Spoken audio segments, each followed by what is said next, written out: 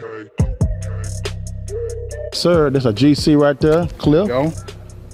It's piers. We got concrete piers and wood piers. Yes, sir. Checklist. Let's check out the checklist. Yes, We got it for everything we need. Yes, sir. You forget some things sometimes. So this is going to outline, make sure you hit every single thing. What's the foundation, plumbing, electric, painting, flooring, everything. So you don't miss anything. Okay. You want to make sure you get all your checks. Okay.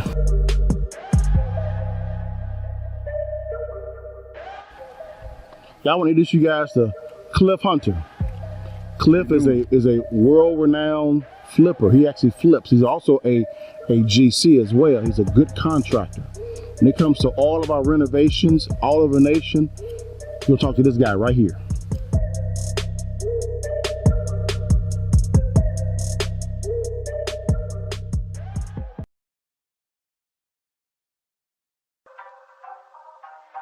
What's good, baby? It's your boy Dale. I'm back in the saddle again. Our motto is to buy, build. We already bought it already, so we already own it, free and clear. Refinance to long-term debt, cash flow. That is the motto. Cliff, man, is that a pretty strong motto, man? What do you think? Man, the model is strong. Like, you're getting each piece of the invest, right?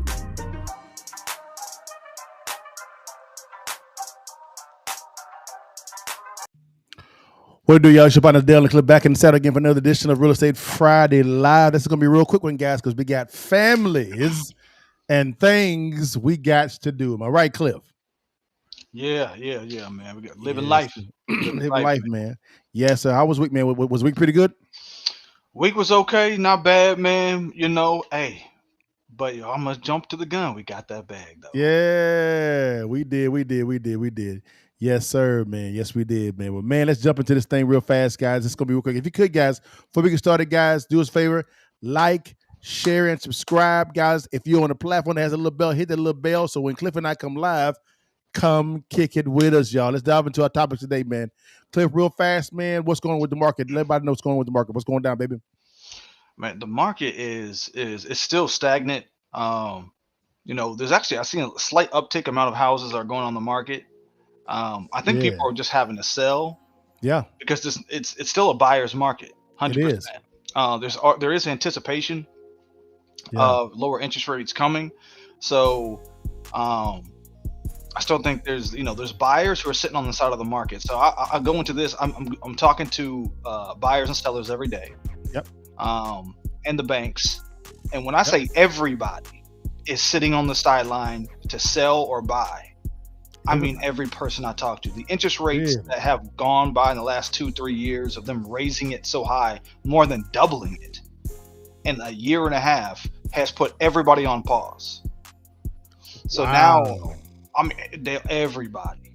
Wow. It's. I can't tell you how many people are like, we're waiting to sell, we're waiting to buy, because a lot of people have 3-4% interest rates, and it don't make sense to go in at 6 or 7. It don't. I mean, would you, Cliff, graduate from a 3% to a 7%? No. Nope. So why do these sellers believe that this is the wise thing for buyers to do? It's if you're selling, it's because you gotta sell. Yeah. If you don't have to, if you're on the fence, you're not doing it. Yeah. You're not doing it because you have to buy back in at a lot of higher rates. So I'm starting to see more concessions. Prices are kind of going sideways. Yep. And everybody's just waiting for the interest rates to drop. Yeah, they are. I see the exact same thing, guys. And I do not. Well, I'm hearing rumblings about something that we're gonna talk about here in a second, but I don't know. Does it make sense for them to do this something? Yes. But Cliff and I understand who we talking about. Who we talking about. So it is what it is, guys. I see the same thing. I'm seeing a lot of concessions from sellers because they got to. They have to. Either way it goes, for you to get rid of that property, you got to do some selling concessions. Sellers, understand this. Understand a term called creative financing. Right now, that's your best friend.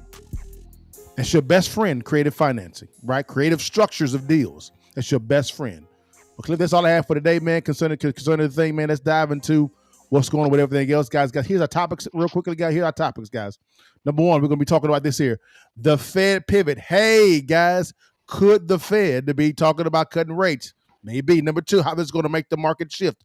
Three, what's going on in Florida, man? Florida and this housing market meltdown is something. And then lastly, what's going to be the investor playbook because of this potential cut, as well as how the market is going on right now. Let's dive into this first topic real quickly, guys.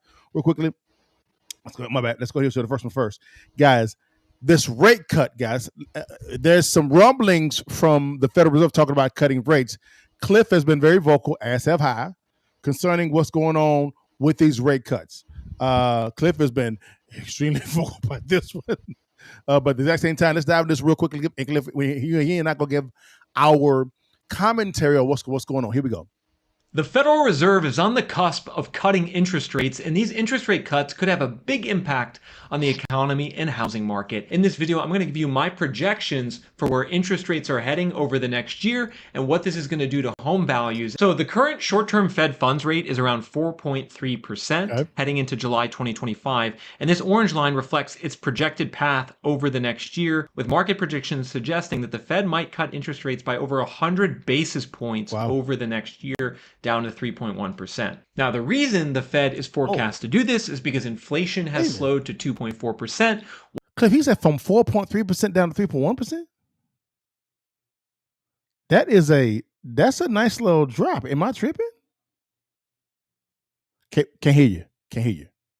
Can't hear you at all. Oh, it's my bad. Yeah, that's a big drop. Yeah. I mean, it's moving. Do you anticipate, Cliff, that type of drop coming, man? I think that's aggressive. Okay. Yeah, with Powell, I don't know if he's going to be that aggressive. I think he's going to do what he always does, is split it, and go light just to see. He never does it. For some reason, on the way up, he went real aggressive. Yeah. But cutting, he ain't aggressive. So I guess my question is this here, Cliff, is number one. So you're saying not a 1.2%. You're talking maybe a half a point total. Maybe, yeah. I mean, that ain't gonna do nothing for the market at all. Nah, that's what I'm saying. I think over time, put it this way, whoever Trump gets next is going to be dovish. They are going to cut as low as they possibly can to prime the market. So next year, whenever they change. So what you're saying is the aggressive cutting will happen after Powell exits, correct? I think so. I think Powell's going to do half a point, maybe half a point, and call it. And the next guy's going to come in and may just come in half a point off the back. My bad. Powell's going to do quarter point. And then the next guy's going to come in and drop it extremely low. That aggressive? You think that the market is that healthy, but that much of an aggressive cut in 2026? I think their thought process is the same as Powell. Okay. Powell just proved that you could double the interest rates and the market won't die.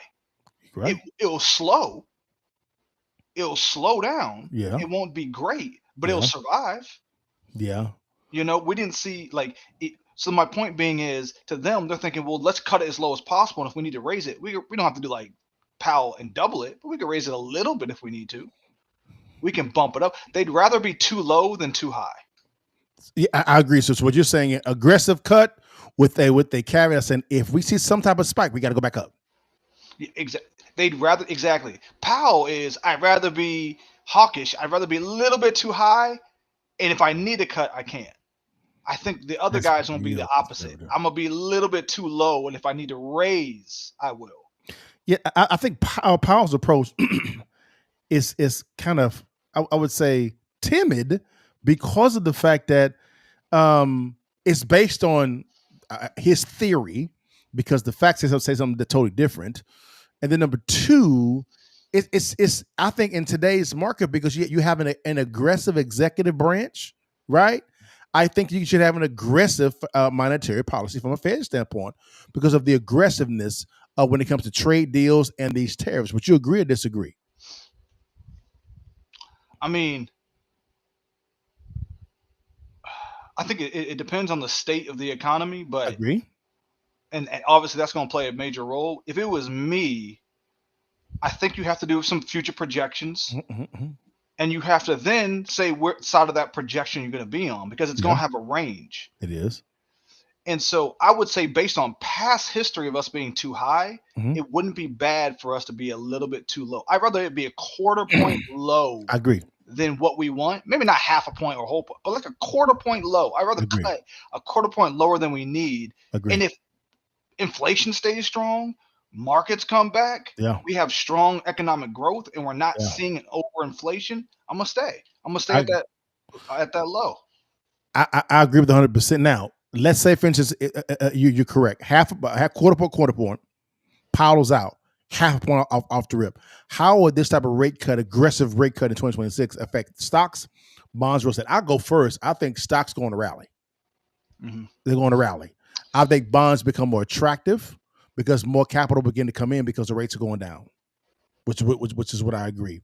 Number 3, there's going to be a lot of people in the real estate that's going to get rich. And not quick, but it's going to be valuations are going to go up, and cash flow is going to go up even more, because you'll begin to see a lot of refis to lower terms, longer terms when it comes to investor properties. But I don't think on the retail side there'll be a lot of movement. I don't think it would be. Yeah, I think the prices are high for retail. It's going to help bring in some more buyers. I think it's really going to help between the average home price. I agree. Be higher. So average home price in America is roughly 400,000. So probably up to about 600,000, you'll see it really benefit. I agree. Right. And if you're below 400,000, let's say 200 to 400,000, it's really going to help you. I agree with that 100%. I agree So with that 100%. in that 200 to 400,000 range, you're going to kill it in that range. There's a lot of buyers. If you have a decent house, let's say 3-2 above 1,600 square feet, and you prime for that. And so I think up to 600,000 is really going to benefit. And then the big boys, it's going to benefit them huge. There's people who are on $10 million, $8 million loans that they can't do, and they're at that higher interest rate because they're only on 10-year. Correct. They are waiting. They are begging to get back to them low interest rates for a cut, because to them, every cut is $10,000 cash flow.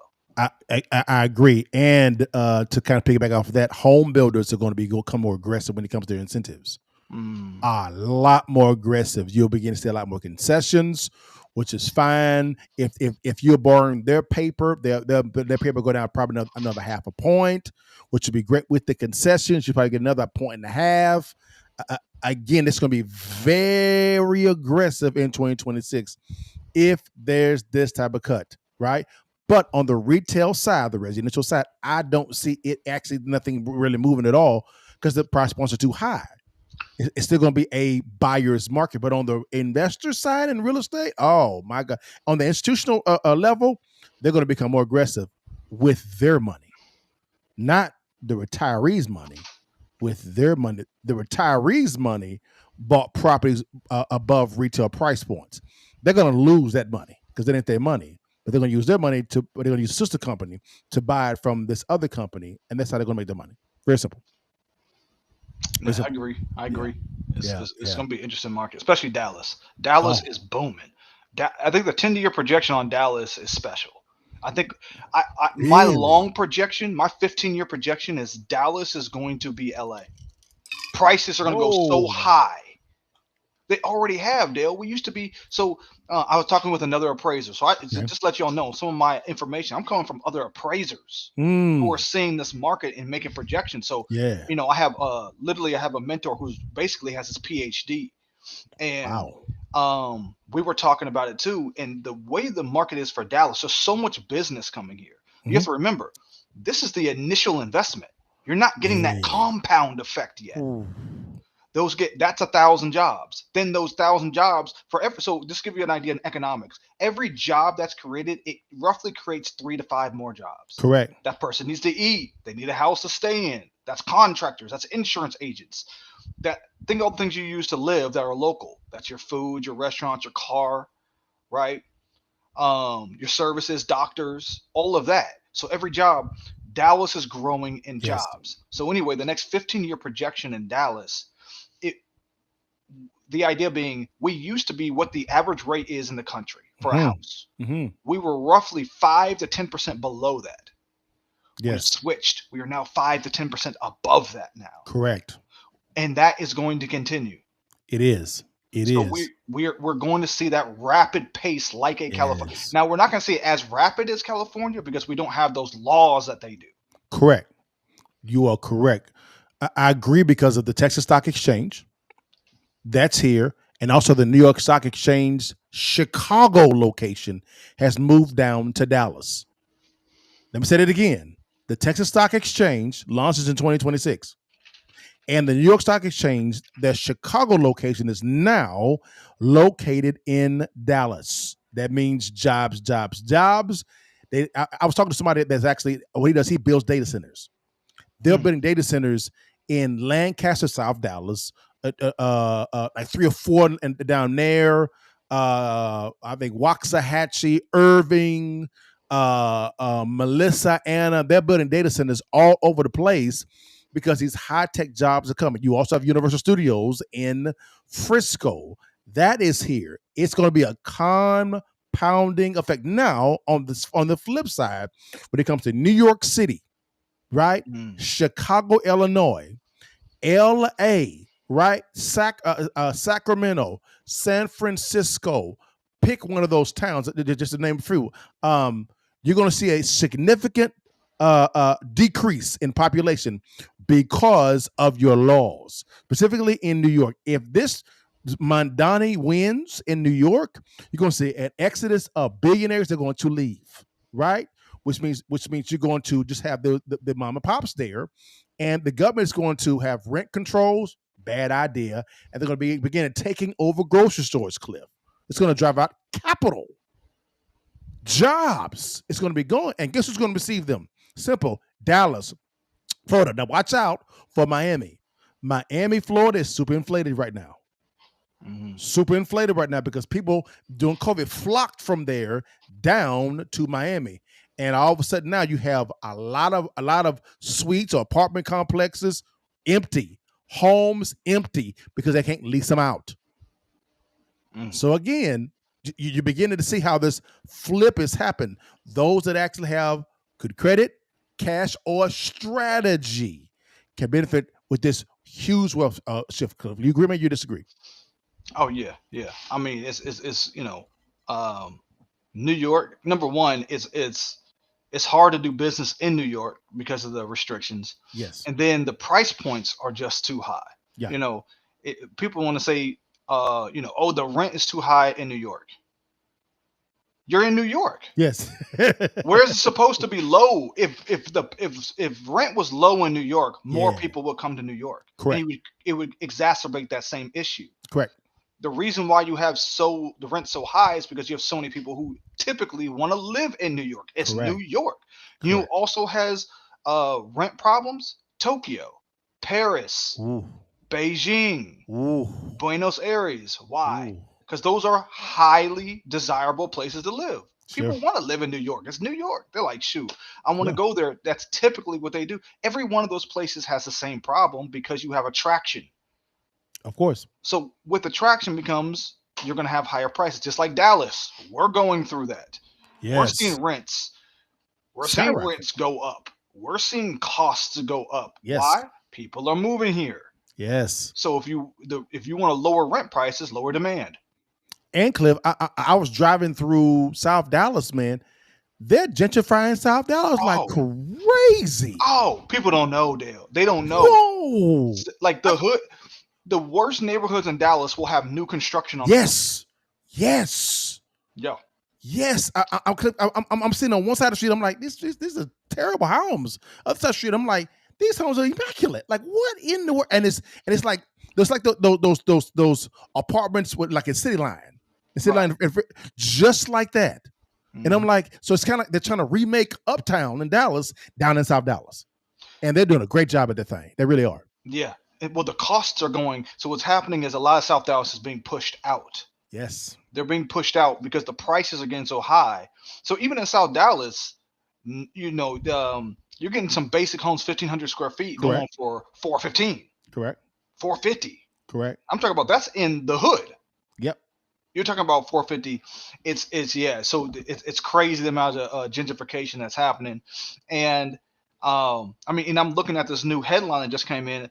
Scotia Bank.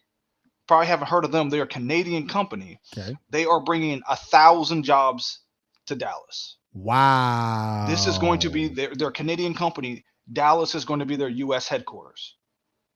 1,000. And the average salary they're saying is $135K per job. So we're going to start seeing that more and more. I think you're going to continue to see these prices, and anywhere that's seeing more demand right now, I think you're seeing huge shifts happening right now. But if you're in Dallas, I know prices are high, but they always seem high because you're looking at today. If you look at tomorrow, next 10 years, 20 years, this is cheap. This is probably the best time to get in now as the infrastructure is getting built, because if you wait till after it's built, once Universal Studios is here and has been here, once this bank is built, once these other headquarters are built and the prices will already be double what they are now. So if you got some in Dallas, hold on to it, or maybe you go into Fort Worth and South Fort. Man, I love South Fort Worth. I flipped so many houses in that area. Oh, Haltom City, Keller. What else is out there, man? Watauga, Seguin. I mean, guys, Tarrant County is so untapped, Cliff. Grand Prairie, Arlington, Mansfield, Seguin, Watauga, Keller. It is so untapped. I'm giving you guys. If you listen to us, guys, I'm giving you some game right now. Tarrant County, Texas is so untapped. Everybody's in Dallas County. Don't know why. But your partners, we in Tarrant County, baby, getting it in. Yeah. I would definitely look at Tarrant County, because I've looked at if you go south, Forest Hill, Forest Hill, Everman. I flipped a house in Everman, but Forest Hill. If you ever look at Forest Hill, and man, it's perfect. It's perfect. Low prices, no crime. No, I mean, I drove through. Was it not Watauga? I think it was Watauga. I think Watauga's I drove through. They have built that thing up so much. I mean, you can go to Colleyville. Of course, Keller. You can go through Roanoke. Roanoke has just exploded out there. Again, Trophy Club, Tarrant County, guys. All Tarrant County. I'm trying to told y'all, if you in Texas, Dallas, start looking out there in Tarrant County. You're gonna find something. Yeah. But I'm about to head out. I had got a little family situation. I got about 5 minutes. Well, real quick, Cliff, man, before you go, guys, Cliff has to go, guys. Hey, Cliff, if you could, man, real quickly, tell them, man, about guys, real quickly. It is an honor to always have a licensed appraiser that's actually on the screen, guys. A licensed appraiser. I don't know why this is black, but licensed appraiser on the screen, guys. Cliff, tell them about hunterappraisal.com. Go ahead. Man, just if you're looking for a consultation, appraising, just hit me up at my company, hunterappraisal.com. We'll be able to hook you up, and if you just got questions, we do. I'll do consultations. I had somebody who was looking at flipping houses, and literally he just paid for an hour, and I just told him, I hooked him up with all the places he should go, the construction he should be looking at, the cost that he should be looking at in the Dallas area, and I have that expertise in a lot of different areas, not just in Dallas, but around the country. Correct. About how you should be able to do that. So not just appraisals, but also consultation. Just hook me up. Just go to or hook yourself up. Go to hunterappraisal.com. Yes, sir, Cliff, man. Have a good weekend, brother. I'll go and finish off the thing, guys. All right, man. All right, guys. Also, real quickly, guys, if you don't mind, let me get the screen. If you don't mind, guys, 1 second. There we go. Also, guys, real quickly, if you're looking to learn how to begin to invest in real estate, guys, it's very simple, guys. You make money when you buy, not when you sell. In a high inflation, high interest rate economy, right? You need to reinverse. All right, or reverse. I would say, forgive me words. Reverse how you negotiate. In other words, you want to negotiate the lowest price point as possible, because this is a buyer's market. I'm gonna say it again. It's a buyer's market. So we are giving away a free ebook called Distressed Property Investing, right? How to locate distressed properties in your city, county, or state, guys. We go through several different strategies that you can actually begin to implement today, and also get access to a list of properties really for free with one or two techniques up in there. But there's several techniques up in there, guys, and it is 100% free. It is a free ebook. No money, no nothing, guys. Do one or two things. Either direct message me the word real estate, right? It's on the keys right there on the middle screen, or there's a QR code right there on the screen. Scan it. There'll be a quick survey real quickly, guys, real quickly. Submit, guys, and boom, there it is right there. Right there, you get it, and you get to read it over the weekend. It's right there, and it's 100% free. If you can do either one of those things, in the show notes below, click on the link down there, and you'll be able to you go through the exact same process. It's real simple, guys. Real simple, guys. And lastly, guys, let me go back to this real quick, this investor playbook real quickly, guys.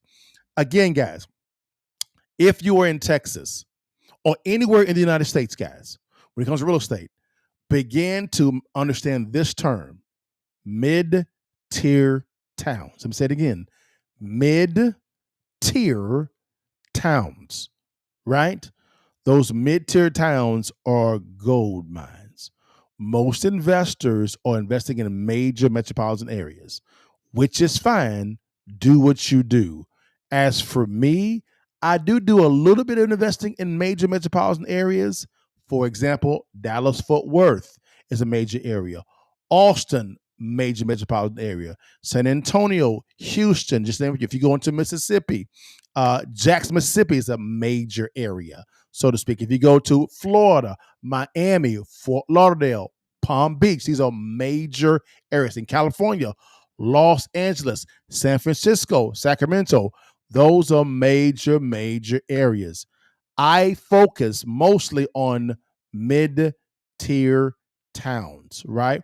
Because there's very little competition there, and you get to buy properties for super cheap, guys.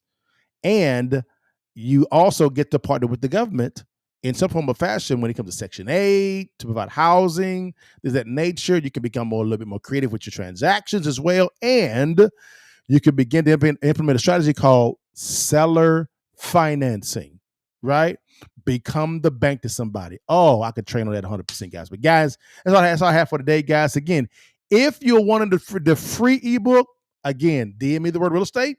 Scan on the QR code right there on the screen, guys, or in the show notes. Click on the link below in the show notes and come rap with you guys. And lastly, guys, no, that would be about it, guys. Oh, never mind. Lastly, guys, if you are wanting just to speak to me and see what's going on, guys, I am on the app Manek, guys. I am on the app Manek. If you want to connect with your partner, man, I want like this here. You want to connect with your partner? It's very simple, guys. It's real simple. You can scan on the QR code on the screen, or you can click on in the show notes below and click on the link. You can DM me. You can have a video phone call with me, text message me. I'm on this app, guys. Ask me anything you want about business, finance, real estate, network marketing, business models, financial services, whatever it may be, guys. I can point you in the right direction, or if not, we can just conversate. If you need any wisdom counsel at all, I just want to come and holler at me. I'm right there as well. All right, guys. Well, guys, man. Oh, and every Thursday, real quickly, guys, I need to start doing this. Every single Thursday. Let me go back here. One second, guys. Every single Thursday, guys, what happens is we actually have the Counter Move podcast every Thursday at 8:30 p.m. CST. Let me go ahead and give you a sneak peek of what that is real quickly, guys, and then I'll be right back. Here we go. Why they party? I'm in here grinding. Money I'm stacking. Why they rock diamonds? I can't relate to them, ain't much in common. I set a goal for me 2 or 3 commas. 7 figures, 8 figures to 9 figures. On a slow pace to get rich quick. Same time we just think different. Cause when you make it, it hit different.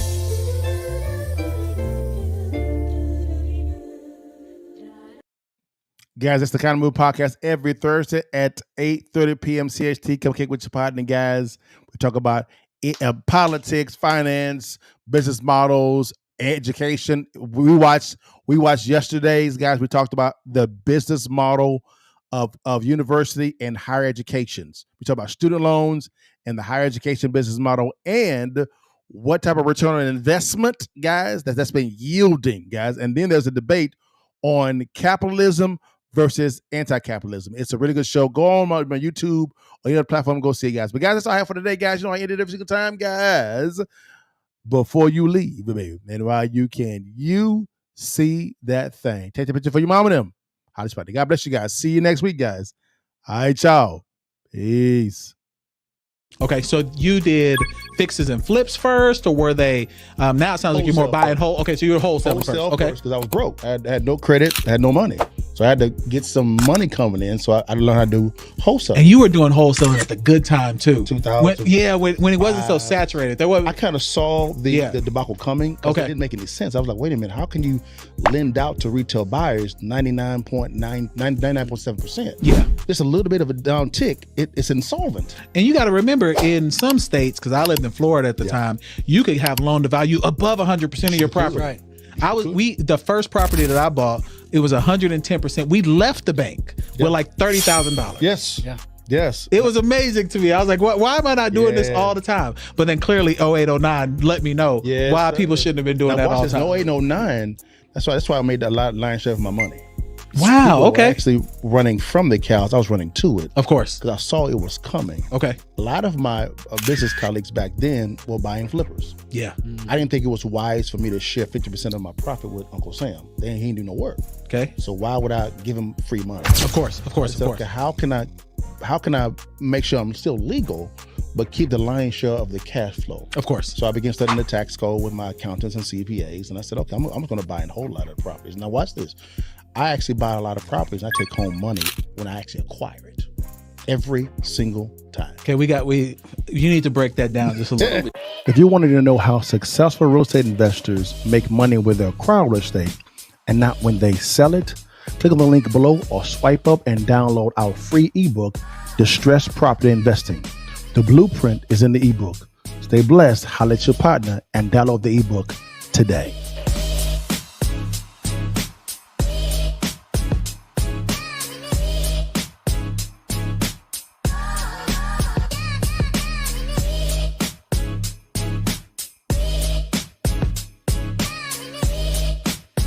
Bless God, give thanks.